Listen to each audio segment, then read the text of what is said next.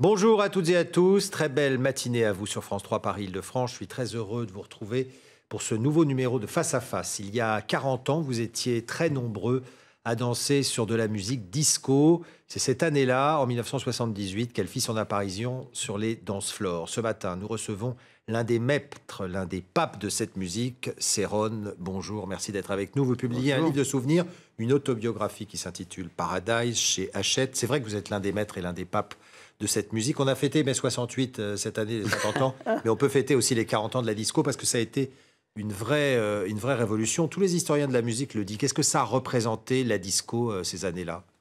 Un gros changement. Avant le disco, il y avait quand même des clubs.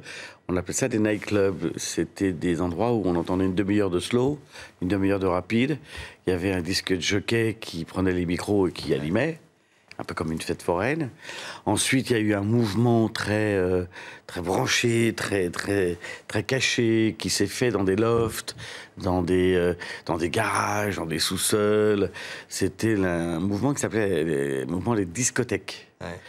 On a coupé le mot en deux, on a mis ça disco. Et c'est là aussi est venue l'origine des DJ vedettes qu'ils sont aujourd'hui. Ouais.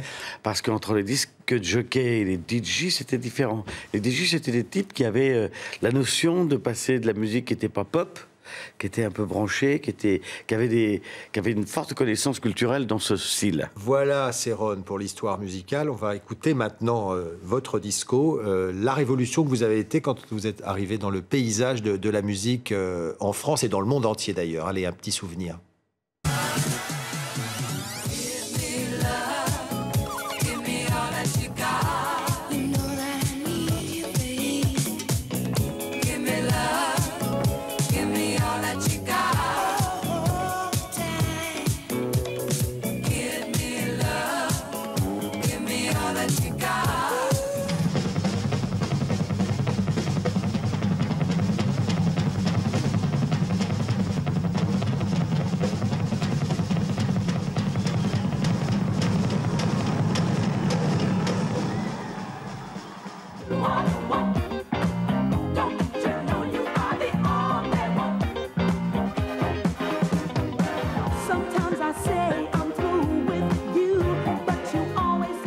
Et oui, quelle énergie, vous avez envie de danser, surtout ne vous en privez pas. C'est Ron est l'invité de ce numéro de Face à Face pour son livre de souvenirs Paradise qui paraît chez Hachette.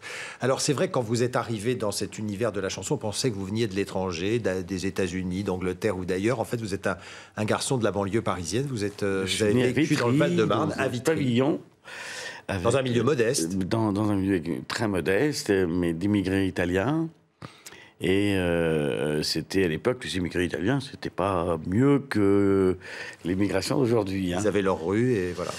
On avait voire des quartiers même. Ouais.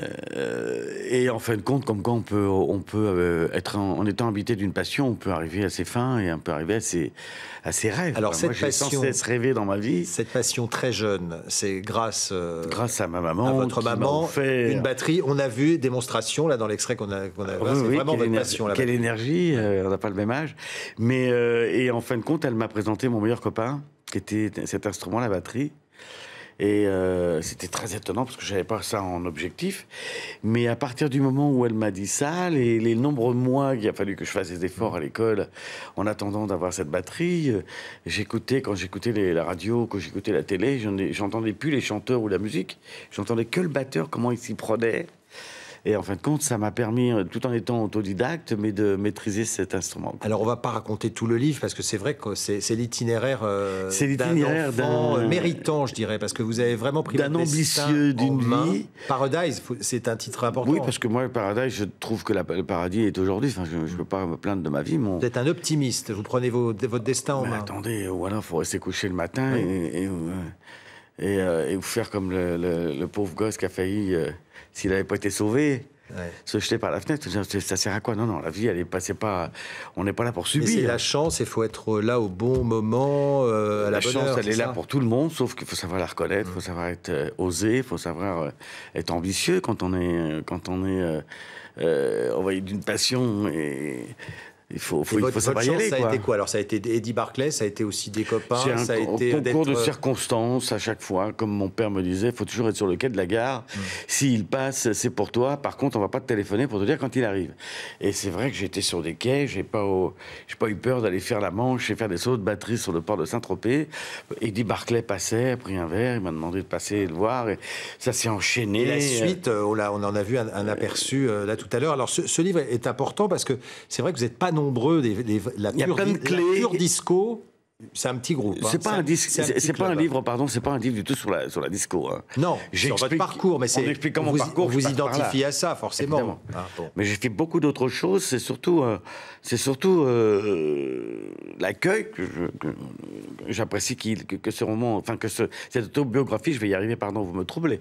Que cette autobiographie c'est que ça donne c'est peut-être pour donner la pêche, parce que moi j'ai toujours eu la pêche. Il y a votre philosophie de vie.